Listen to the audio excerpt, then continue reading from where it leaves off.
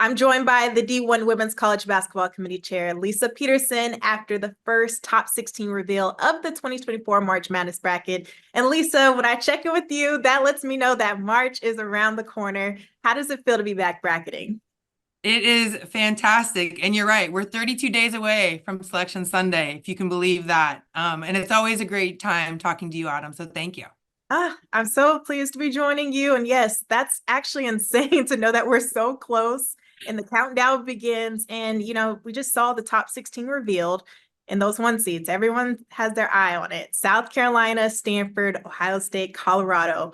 What makes these number one seeds so strong? A factor of things. One is, it's a big debate when you talk about the one seeds, and I think South Carolina was the easy answer in all of that, and what they've done and what Don Staley has done with a new group of starters is really impressive, and they are an awful lot of fun to watch. Stanford, Ohio State, and Colorado, they are very good offensively, but also really good defensively. And it's been impressive as to what they've done throughout the games that they've played to this time, to this date. And we really debated that the last number one seed with Colorado. There was a lot of conversation around them, NC State and Iowa.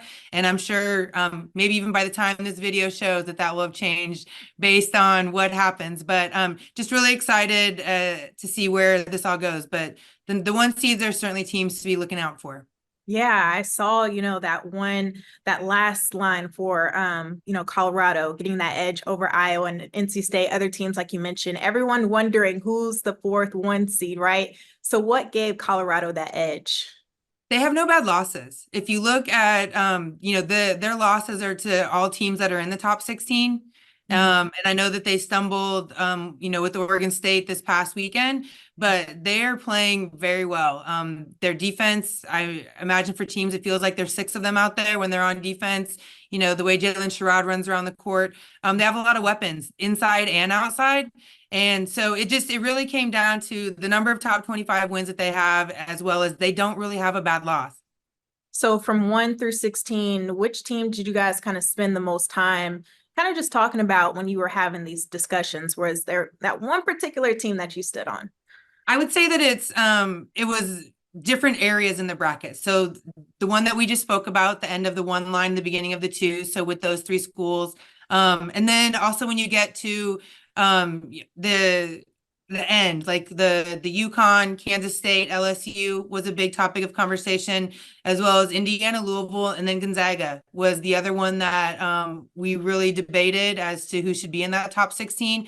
So I would say those were the pockets that we talked about the most. But we've also been having these conversations since last week when we were in Indianapolis. We had two separate calls this week, as well as our rankings and that discussion. So there's been a lot of debate throughout. Just today, those were the ones that really we spent most of our time on. What about some other teams that are not listed in the top 16 that could possibly be in the conversation, would you say? Yes, absolutely. Notre Dame, Syracuse, as I mentioned, Gonzaga, and then the one Utah, just because of what they've been able to do, they were definitely discussed. But then the one team that we're keeping an eye on is Oklahoma, where they were at the beginning of the year as to where, the way that they're playing right now. Jenny has them, rolling. And so they're definitely a team that we're keeping an eye on as well. Major win last night too. And I mean, just the way that they've been able to just surge at top of the Big 12 has been amazing to see. And, we're now 2 weeks away into these conference tournaments. I What know. does this mean for the final stretch of the season, would you say? It's going to be very competitive, and every game matters, which, it feels like there's a heightened level of intensity and excitement around all of it. So if anything, if you haven't been watching games, I highly, highly encourage you to turn on your TV, and you can watch them every night. There are games that are on. You and I both know that with the number of games that we're watching, but I just think it really gets people excited as to what could happen. Again, these 16 in this order, I will be surprised if this is the way that it looks the next time that we do a reveal. And that's exciting, because you get to see all of these great student athletes, competing against each other and what they can do when the spotlight's on, and the spotlight is definitely on, which is a lot of fun. It definitely is. And there's been upsets galore this season. It's been fun to watch. And just how this game has grown altogether has been incredible. I mean, records are being broken, views are up, a popularity. I can go on and on and on. I'm curious as I close out this interview with you, like what does it mean to you to be a part of today's game? It's incredible.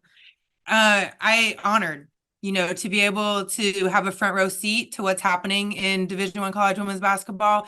It's incredible. And, Caitlin Clark about to break the scoring record and all that she has done, the crowds that, she's garnering across the country. But then, Autumn, you look at the freshman class that is right there. And I don't remember a freshman class as good as this one across the country. And so it's an honor and a privilege, and I don't take it for granted. And I love being able, to have a small impact on the game of women's basketball. I love it. I can't wait to see how everything unfolds as we get closer and closer to the 2024 March Madness tournament. Thank you so much, Lisa, for your time. Always a pleasure joining with you. Thank you, Autumn, for all you do.